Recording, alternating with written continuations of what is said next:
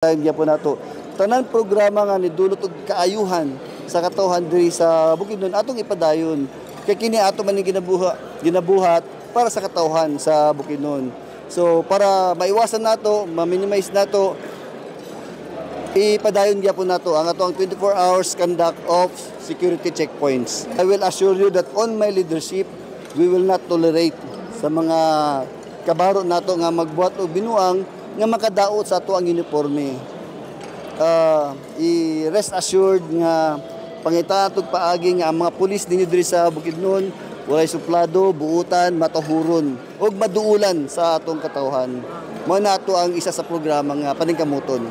Laban nato sa illegal drugs ipadayon gyapon nato. In fact, ato pa ni siyang intensify kay kabuluman ta unsa ang result ani nga nabuhat sa ato mga kabataan.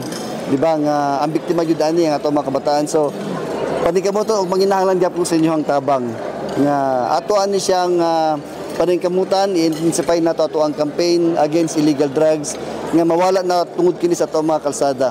Ato ang alagaan ato mga kabataan nga dito sila sa eskwela magtarong kay mao gyud makatabang.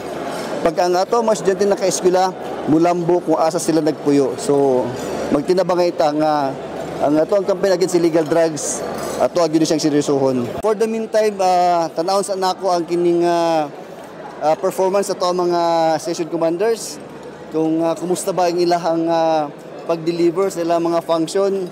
And then gusto ko magkaroon ng assessment kasi na ako yung mga program thrust nga gusto nga i-introduce, pero unawon sa nako kung kaya ba sa ilaha mabuhat ba nato sa atong mga kapulisan.